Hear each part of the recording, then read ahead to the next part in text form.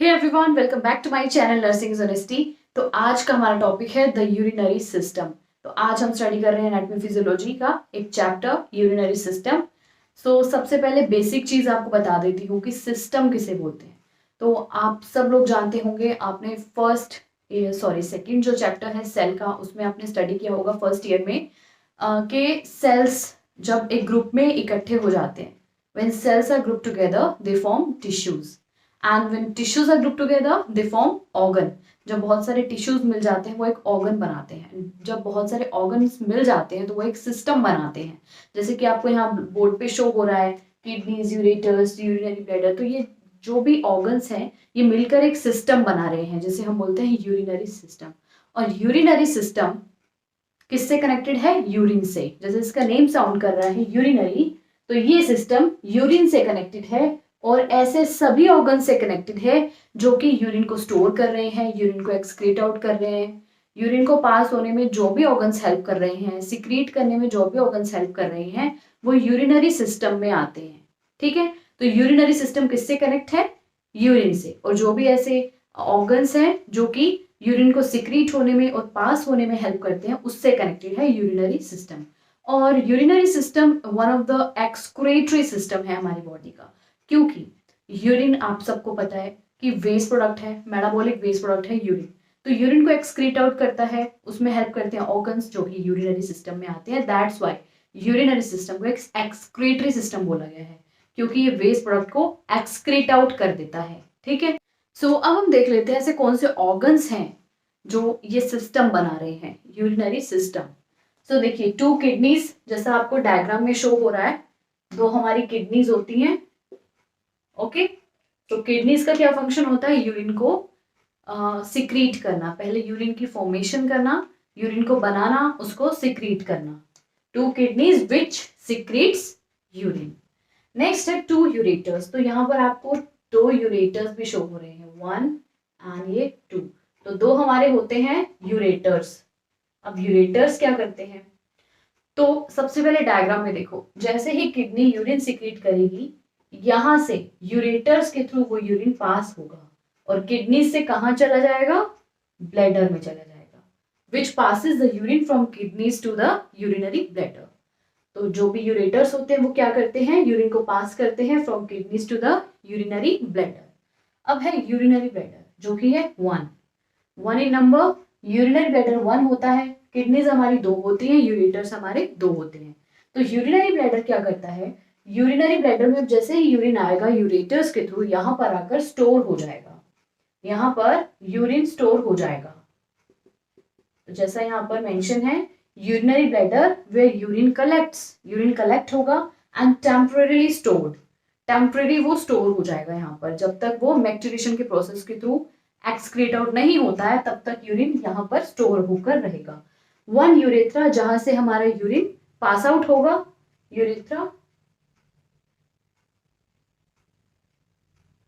through which the urine is discharged from the urinary bladder to the exterior। जहां से जो urine है urinary bladder से urethra के थ्रू पास आउट हो जाएगा through the process of micturition. Okay, अब मिक्चुरेशन एक न्यू वर्ड है आपके लिए। मिक्चुरेशन का मतलब क्या होता है? What is the meaning of micturition? Micturition means the process of, note down कर लीजिएगा, द प्रोसेस ऑफ यूरिनेशन। जब भी कोई भी यूरिन पास आउट करता है उस प्रोसेस को हम मिक्चुरेशन बोलते हैं। जब यूरिन पास आउट करने की अर्ज आती है उस टाइम पे यूरिन पास आउट हो जाएगा, उस प्रोसेस को हम बोलते हैं मिक्चुरेशन। ओके, आगे बढ़ते हैं। अब देखते हैं यूरिनरी सिस्टम का और क्या क्या फंक्शन होता है। तो देखिए, यूरिनरी सिस्टम में ऑर्गन्स आते हैं। ठीक है, तो ये ऑर्गन्स और क्या क्या वर्क करते हैं? यूरिनरी सिस्टम होम्योस्टेसिस को मेंटेन करके रखता है। अब होम्योस्टेसिस क्या होता है? जो भी हमारी बॉडी का इंटरनल एनवायरनमेंट है उसे मेंटेन करके रखता है। तो जो हमारे सेल्स होते हैं, टिश्यूज होते हैं, वो भी कुछ मेटाबॉलिक एक्टिविटीज परफॉर्म करते हैं और वो भी कुछ मेटाबॉलिक वेस्ट एक्सक्रीट आउट करते हैं, सिक्रीट करते हैं आप बोल सकते हो। तो वो जो मेटाबॉलिक वेस्ट होता है वो हमारी ब्लड स्ट्रीम में एंटर हो जाता है। अब जैसे ही वो वेस्ट ब्लड स्ट्रीम में एंटर होता है तब क्या होता है? किडनीज अपना काम करना स्टार्ट कर देती है। तो जो भी ब्लड स्ट्रीम में से वेस्ट प्रोडक्ट होता है वो किडनी फिल्टर आउट कर लेती है और उसको यूरिन की फॉर्मेशन में एक्सक्रीट आउट कर देती है। तो इतना सिंपल सा काम है यूरिनरी सिस्टम का। तो किडनीज के और कौन कौन से फंक्शंस होते हैं? So kidneys regulates the blood pH, kidneys regulates the blood composition and blood pressure. Okay, so ये कुछ मेन फंक्शंस होते हैं किडनी के। तो सबसे पहले किडनी के बारे में स्टडी करेंगे। So the kidneys resembles beans in shape. Kidney जो है बीन शेप की होती है, जैसे आपको नजर आ रही है बीन शेप की होती है। नेक्स्ट, इसकी अगर हम लेंथ की बात करें तो अप्रोक्सीमेटली यहाँ पर लिखा हुआ है अप्रोक्स एंड एवरेज लेंथ जो किडनी की होती है, लेंथ होती है 11 सेंटीमीटर, ब्रेथ है 5 to 6 सेंटीमीटर, थिकनेस है 2.5 to 4 सेंटीमीटर। और जो किडनी का वेट होता है ये भी अप्रोक्सीमेटली मैंने लिखा हुआ है यहाँ पर, वेट होता है 150 grams. Okay, it extends from the level of last thoracic vertebra to third lumbar vertebra. सबसे पहले आपको बताती हूँ, आपने वर्टिब्रल कॉलम में स्टडी किया होगा कि हमारी टोटल 26 वर्टिब्रास होती हैं। अब 26 कैसे होती है वो मैं आपको बताती हूँ। सबसे पहले होती है cervical vertebra, after that thoracic vertebra, after that lumbar vertebra, sacrum and coccygeal बोलते हैं, वैसे हम कॉकिक्स भी बोल देते हैं। ठीक है, तो सर्वाइकल वर्टिब्रा हमारी टोटल होती है 7, थोरेसिक होती है 12, लंबर होती है हमारी 5। अब सैक्रल वर्टिब्रा की अगर बात करें तो होती है 5 और कोकिजियल वर्टिब्रा होती है 4। बट फर्दर क्या होता है, जो सैक्रल वर्टिब्रा होती है ये फ्यूज होकर एक बन जाती है और जो कोकिजियल वर्टिब्रा होती है ये भी फ्यूज होकर एक वर्टिब्रा बन जाती है। तो अगर हम इनको एक एक बोलेंगे तब हम इसको बोलते हैं सैक्रम। सैक्रल वर्टिब्रा ना बोलकर हम इसको सैक्रा बोलेंगे। कोकाइजियल वर्टिब्रा ना बोलकर इसे हम कॉकिक्स बोलते हैं जब ये फ्यूज हो जाती है, जब ये 1 हो जाती है, 1 इन नंबर। अब अगर आप काउंट करेंगे तो 26 आएगा, 12, 7 + 5 12, 12 + 12 24, 25 एंड 26। तो टोटल 26 वर्टिब्रास होती है। तो जो किडनी होती है वहां कहाँ सिचुएटेड होती है? जहां हमारी थोरेसिक वर्टिब्रा एंड हो रही है वहां से लेकर थर्ड लंबर वर्टिब्रा तक, वहां तक होती है हमारी किडनी जो कि सिचुएटेड होती है। कहां से कहां तक होती है? Last thoracic vertebra to third lumbar vertebra. I hope आपको यहाँ तक क्लियर हो गया होगा। सो आप देख रहे हैं ऑर्गन एसोसिएटेड विद किडनी की, किडनी के सुपीरियरली, एंटीरियरली, पोस्टीरियरली कौन कौन से ऑर्गन्स हैं जो सिचुएटेड हैं। तो ये है लेफ्ट किडनी, ये है राइट किडनी। तो सबसे पहले देखिए राइट किडनी, सुपीरियरली प्रेजेंट होता है एडर्नल ग्लैंड। तो रीनल जो है वो किडनी से कनेक्टेड है और यूरिनरी सिस्टम को हम रीनल सिस्टम भी बोलते हैं। सुपीरियरली प्रेजेंट है राइट एडर्नल ग्लैंड, क्योंकि हम राइट किडनी की बात कर रहे हैं तो यहां पर प्रेजेंट होता है एडर्नल ग्लैंड। सुपीरियर मतलब किडनीज के ऊपर, तो यहां प्रेजेंट है एडर्नल ग्लैंड। एडर्नल ग्लैंड को हम बोलते हैं सुप्रा रीनल ग्लैंड। सुप्रा मतलब सुपीरियरली, रीनल किडनी से कनेक्टेड है, तो adrenal gland is also known as supra renal, जो कि किडनीज के ऊपर सिचुएटेड है, दैट्स व्हाई इसका नाम पड़ा है सुप्रा रीनल।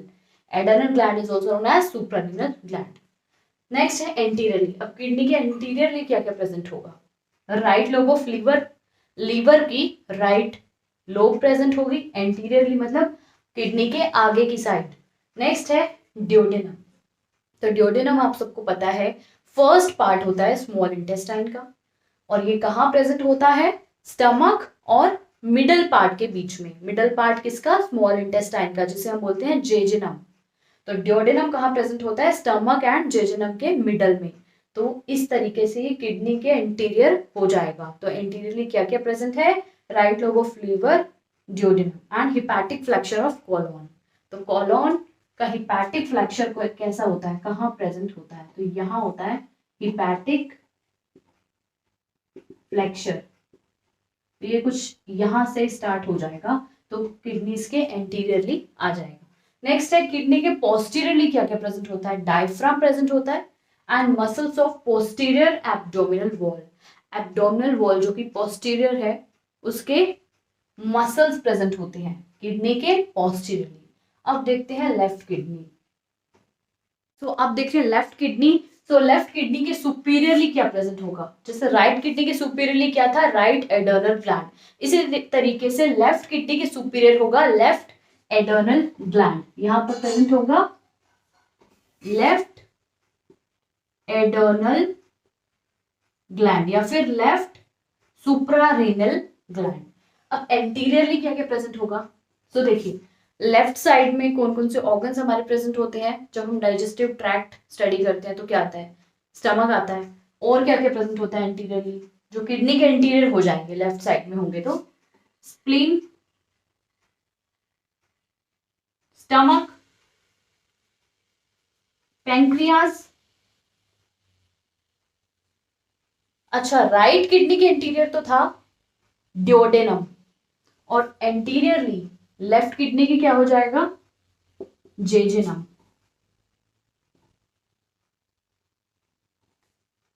और राइट किडनी के इंटीरियरली हमने स्टडी किया था हिपैटिक फ्लैक्चर ऑफ कोलोन होता है, और लेफ्ट किडनी के इंटीरियरली हो जाएगा स्प्लैनिक फ्लैक्चर ऑफ कोलोन।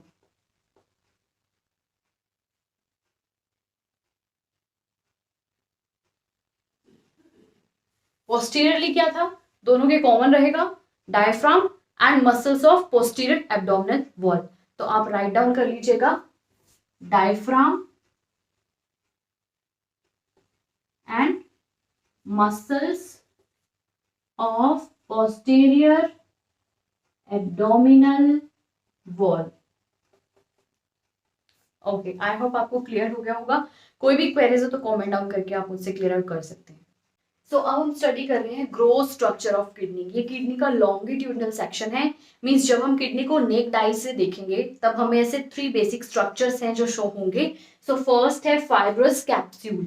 तो fibrous capsule is a thin, बहुत ही पतली मेम्ब्रेन होती है, टफ मेम्ब्रेन होती है, बहुत ही स्ट्रॉन्ग मेम्ब्रेन होती है, और जो कि व्हाइट कलर की होती है। सो देखिए, it is a thin tough white membrane. So ये जो आपको नजर आ रही है ये है फाइब्रस कैप्सूल की मेम्ब्रेन, इसे हम बोलते हैं फाइब्रस कैप्सूल। ओके, नेक्स्ट जो स्ट्रक्चर है वो हमें शो होगा cortex. Cortex is the superficial reddish brown area. Superficial area होता है ये वाला जो एरिया है, इसे हम बोलते हैं कॉर्टेक्स, रेडिश ब्राउन एरिया होता है। नेक्स्ट है renal medulla, is inner region of cortex, reddish brown in colour. Inner region होता है, इनर सरफेस होता है कॉर्टेक्स का। अब यहां पर अगर कॉर्टेक्स है, इसका इनर सरफेस कौन सा होगा, ये वाला। तो ये जो आपको पिरामिड्स के तरह नजर आ रहे हैं, ये जो मैंने रेड मार्कर से डिनोट किया है, इसे हम बोल रहे हैं रीनल मेड्यूला। सो ये वाला जो पार्ट है, इसमें क्या होता है, ट्रायंगुलर वेजेस आपको शो होंगे, जिस तरीके से ये दिख रहे हैं ट्रायंगल की शेप में, इस तरीके से आपको ट्रायंगुलर वेजेस शो हो रहे होंगे। और देखिए, इन ट्रायंगुलर वेजेस को हम बोलते हैं रीनल पिरामिड्स, इसे हम बोलेंगे रीनल पिरामिड्स। अब आपको नजर आ रहा होगा कि जो रीनल पिरामिड्स आपको शो हो रहे हैं, जहां पर ये फिक्स है, ये वाला जो एरिया आपको नजर आ रहा है जहां पर ये फिक्स है, इस एरिया को हम बोलते हैं, ये वाला जो सरफेस है इसे हम बोलते हैं रीनल पेपिला। क्या बोलते हैं, रीनल पेपिला बोलते हैं। अब देखिए, अब अगर ये 7 to 8 पेपिलास आपको इस डायग्राम में नजर आ रहे हैं, अगर ये सब मिल जाते हैं तो ये देखिए कप लाइक स्ट्रक्चर फॉर्म कर रहे हैं। ये देखो, ये वाला जो स्ट्रक्चर है, ये आपको एक कप लाइक स्ट्रक्चर दिख रहा होगा। ये कप लाइक स्ट्रक्चर है, ये सारा जो स्ट्रक्चर जब मिल जाता है तो ये बनाता है कैलिक्स। तो ये आपको जो डॉटेड फॉर्म में नजर आ रहे हैं, इसे हम बोलते हैं कैलिक्स। और कैलिक्स मिलकर क्या बनाता है, एक कलेक्शन रिजर्वोयर बनाता है। ये आपको एक रिजर्वोयर दिख रहा है, जहां पर जो यूरिन है वो फॉर्मेशन होगी यूरिन की, वो एक बार यहाँ पर स्टोर होगा, आफ्टर दैट ही तो वो यूरेटर से पास होगा ना, पहले तो किडनी में ही आएगा। So calyx join together to form a collection reservoir, जिसे हम बोलते हैं रीनल पेल्विस। ये जो रिजर्वोयर आपको नजर आ रहा है, इसे हम बोलेंगे रीनल पेल्विस। तो सबसे पहले जो यूरिन की फॉर्मेशन होती है वो यहीं पर ही आता है यूरिन, उसके बाद ही यूरेटर के थ्रू पास होता है। ये जो आपको यूरेटर नजर आ रहा है, तो आई होप आपको यहाँ तक क्लियर हो गया होगा।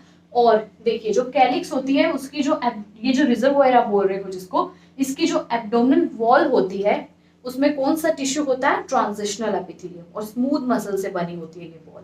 और स्मूथ मसल क्या हेल्प कराती है, कॉन्ट्रैक्शन में हेल्प कराती है। कॉन्ट्रैक्शन होगी तो प्रेशर इंक्रीज होगा किडनी में, प्रेशर इंक्रीज हो जाएगा तभी वो जो यूरिन है यूरेटर से पास होगा। जब तक प्रेशर इंक्रीज नहीं होगा, स्मूथ मसल कॉन्ट्रैक्शन नहीं होगी, स्मूथ मसल की कॉन्ट्रैक्शन होती है तभी प्रेशर इंक्रीज होता है, कॉन्ट्रैक्शन नहीं होगी तो प्रेशर डाउन रहेगा, तो यूरिन जो है वो यूरेटर में पास आउट नहीं होगा। कॉन्ट्रैक्शन होनी बहुत जरूरी है, दैट्स व्हाई स्मूथ मसल का होना बहुत जरूरी है। तो ये तो हमने देखा gross structure of kidney, means longitudinal section देखा किडनी का। अब हम देखते हैं microscopic structure of the kidney. I hope आपको ये क्लियर हो गया होगा। कोई भी क्वेरीज हो तो प्लीज कमेंट डाउन करके मुझसे क्लियर आउट कर लीजिएगा। सो अब हम स्टडी कर रहे हैं microscopic structure of the kidney. So ये जो डायग्राम आपको दिख रहा है ये नेफ्रॉन का डायग्राम है, नेफ्रॉन। अब नेफ्रॉन क्या होता है, nephron is the functional unit of kidney.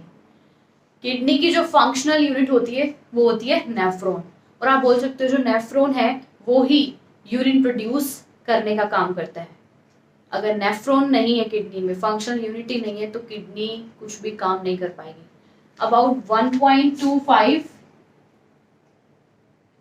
Million nephrons present होते हैं सिंगल किडनी में, मींस एक किडनी में। अब देखिए नेफ्रॉन्स के भी कुछ स्ट्रक्चर्स होते हैं तो वो हम स्टडी कर रहे हैं। सो फर्स्ट है बोमेन्स कैप्सूल। बोमेन्स कैप्सूल ये होता है, देखो इसे हम ग्लोमेरुलर कैप्सूल भी बोल रहे हैं। बोमेन्स कैप्सूल आपको नजर आ रहा है, cup shaped mouth of nephron. तो एक आपको कप शेप नजर आ रही है, कप शेप माउथ होता है इसका नेफ्रॉन का, जिसे हम बोलते हैं Bowman's capsule. Composed of podocytes, podocyte से मिलकर बना होता है। पोडोसाइट्स क्या होते हैं, 1 सेकेंड, पोडोसाइट्स क्या होते हैं, स्पेशलाइज्ड एपिथेलियल सेल्स।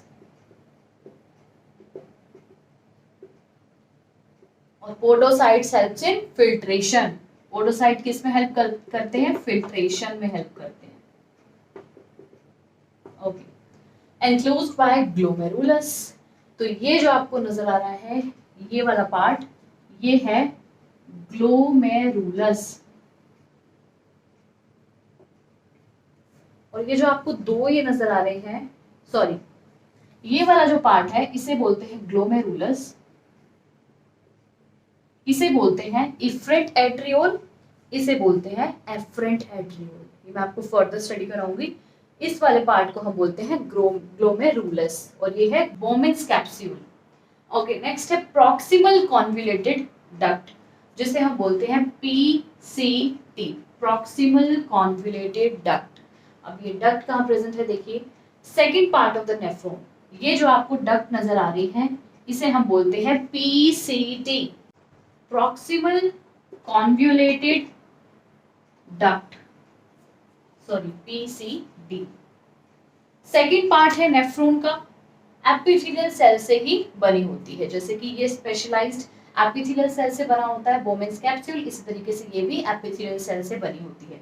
क्या, proximal convoluted duct. Loop of Henle next part है इसका, नेक्स्ट स्ट्रक्चर जो है नेफ्रॉन का वो है third structure, loop of Henle. तो ये वाला है लूप ऑफ हेनल, यहाँ पर, यहाँ है बोमेन्स कैप्सूल, यहाँ से हम आगे चले, ये है प्रॉक्सिमल कॉन्वोल्यूटेड डक्ट, फिर यहाँ है loop of Henle, loop of Henle. And loop of Henle consist of descending limb, then a sharp turn, एक टर्न आपको दिख रहा है, टर्न हो रही है लूप ऑफ हेनल, तो एक टर्न होगा इसमें, और असेंडिंग लिम्ब, इसमें क्या है, descending limb, after that sharp turn and ascending limb. ये आप नोट डाउन कर लीजिएगा। और लूप ऑफ हेनल कहाँ प्रेजेंट होता है, मिड्यूला में। अभी जब मैंने आपको ग्रोथ स्ट्रक्चर, एक लॉन्गिट्यूडनल सेक्शन स्टडी कराया था किडनी का, उसमें हमने स्टडी किया था कि रीनल मेड्यूला होता है जो कि ट्रायंगुलर वेजेस की शेप में होते हैं, रीनल पिरामिड्स होते हैं जो कि कहाँ पे फिट होते हैं, जो रीनल पैपिला होते हैं वहां पर कनेक्ट होते हैं। तो मेड्यूला में प्रेजेंट होता है लूप ऑफ हेनल। अब नेक्स्ट पार्ट देखते हैं। अब देखो जो फोर्थ स्ट्रक्चर है नेफ्रॉन का वो है डिस्टल कॉन्वोल्यूटेड ट्यूब्यूल। जिस तरीके से हमने स्टडी किया था पीसीटी, इस तरीके से है डीसीटी, डिस्टल कॉन्वोल्यूटेड ट्यूब्यूल। तो यहाँ तो प्रेजेंट होता है पीसीटी एंड यहाँ पे क्या प्रेजेंट था, loop of Henle. Loop of Henle के थ्री जो मैंने आपको स्ट्रक्चर्स बताए थे, जैसे कि descending limb, then a sharp turn, after that ascending limb. Ascending limb further जा रहा है और यहाँ प्रेजेंट होता है DCT, डिस्टल कॉन्वोल्यूटेड ट्यूब्यूल। अब इसके बारे में हम स्टडी करते हैं। Convoluted portion of the tubule, ये कॉन्वोल्यूटेड पोर्शन है इस ट्यूब्यूल का। कॉन्वोल्यूटेड का मतलब होता है थोड़ा सा इसमें आपको कर्व नजर आ रहा है और यहाँ से फ्लो, जो भी फ्लूइड फ्लो करेगा थोड़ा सा यहाँ से मुश्किल है फ्लो कर पाना, तो उसे हम बोलते हैं convoluted. Ascending limb of loop of Henle, यहाँ से था ascending limb loop of Henle का, तो ये असेंडिंग लिम्ब है लूप ऑफ हेनल का। कलेक्टिंग डक्ट है फिफ्थ स्ट्रक्चर। अब यहाँ जो आपको ये वाला स्ट्रक्चर नजर आ रहा है इससे थोड़ा सा डिफरेंट होता है। यहाँ पे आपको कर्व नजर आ रहा है और ये बिल्कुल स्ट्रेट स्ट्रक्चर आपको मिलेगा जिसे हम बोलते हैं कलेक्टिंग डक्ट। अब कलेक्टिंग डक्ट क्या होती है उसके बारे में मैं आपको स्टडी कराती हूँ थोड़ा सा डीपली। सबसे पहले ये स्टडी कर लो कि स्ट्रेट ट्यूब्यूल है join by distinct tubule. Distinct tubule ने ज्वाइन कर रखा है इस ट्यूब्यूल को और ये एक स्ट्रेट ट्यूब्यूल है जैसे मैंने बताया। अब देखिए इन एट्रियोल्स के बारे में हम बात कर रहे थे पहले। सो देखिए यहाँ प्रेजेंट है रीनल आर्टरी की कुछ ब्रांचेस, यहाँ पर रीनल वेन की कुछ ब्रांचेस। ये कुछ ब्रांचेस इसलिए प्रेजेंट है ताकि यहाँ पर फिल्ट्रेशन का काम जो है वो हो पाए। सो अब देखो ये रीनल आर्टरी है, रीनल वेन है। अब यहाँ से ये जो आपको एट्रियोल्स नजर आ रहे हैं, यहाँ से कुछ कैपिलरीज आ रही हैं, blood vessels towards the glomerulus. यहाँ जो इससे जो ब्लड वेसल्स आ रही है ग्लोमेरुलस की तरफ, the blood vessel towards the glomerulus, इसे हम बोलते हैं एफरेंट एट्रियोल। और blood vessels away from the glomerulus, तो ये वाली है ग्लोमेरुलस से दूसरी तरफ जा रही है अवे फ्रॉम द ग्लोमेरुलस, इसे हम बोलते हैं इफरेंट एट्रियोल। तो जब एफरेंट एट्रियोल से मतलब कुछ ब्लड वेसल्स आ रही हैं, फर्दर ये जो आपको ग्लोमेरुलस नजर आ रहा है पोर्शन, यहाँ पर बहुत सारी कैपिलरीज में वो सब डिवाइड हो जाती हैं जो भी ब्लड वेसल्स आ रही हैं, और फिर यहाँ पर फिल्ट्रेशन का काम होता है। फिल्ट्रेशन का काम हो रहा है यहाँ पर। और ये जो ब्लड वेसल्स अवे जा रही है ग्लोमेरुलस से, इनका क्या काम होता है, ऑक्सीजन एंड न्यूट्रिएंट्स प्रोवाइड कराना। किसको, रिमाइंडर ऑफ नेफ्रॉन को। नेफ्रॉन को ऑक्सीजन एंड न्यूट्रिएंट्स प्रोवाइड कराती हैं इफरेंट एट्रियोल्स, मींस ऐसी कुछ कैपिलरीज जो अवे फ्रॉम द ग्लोमेरुलस जा रही हैं, और जो टुवर्ड्स द ग्लोमेरुलस मींस जो ग्लोमेरुलस के नजदीक की तरफ आ रही हैं, उन्हें हम बोल रहे हैं एफरेंट। वो क्या काम कर पाएंगी, फिल्ट्रेशन का। तो इस तरीके से होता है फिल्ट्रेशन का काम। और ये जो कलेक्टिंग डक्ट है, यहाँ से फिल्ट्रेशन हुआ, यहाँ से पास आउट होकर जो फिल्ट्रेशन का जो हमारा रिमेनिंग जो प्रोडक्ट होगा वो यहाँ से कलेक्टिंग डक्ट के थ्रू कहाँ पर एंटर हो जाएगा, जो हमने अभी ग्रोथ स्ट्रक्चर में स्टडी किया था, एक स्ट्रक्चर कैलिक्स, जो डॉटेड फॉर्म में मैंने आपको बताया था। कैलिक्स एक स्ट्रक्चर होता है और वो एक कलेक्शन रिजर्वॉयर का काम करता है, जहाँ पर जो भी यूरिन होता है वो स्टोर हो जाता है एक बार किडनी में। आफ्टर दैट जब स्मूथ मसल अपना काम करती है, कॉन्ट्रैक्ट होती है, उसके बाद ही क्या होता है, वो यूरेटर्स में पास आउट हो जाता है। तो आई होप आपको आज का टॉपिक क्लियर हो गया होगा। सो इसके नेक्स्ट वीडियो में हम स्टडी करने वाले हैं फंक्शंस ऑफ किडनी, वो भी हम ब्रीफली स्टडी करेंगे। सो अगर आपको आज की वीडियो ज़रा भी यूजफुल लगी हो तो वीडियो को एक लाइक कर देना, चैनल को सब्सक्राइब कर लेना, बेल आइकन को प्रेस कर देना न्यू नोटिफिकेशंस के लिए। Thanks for watching.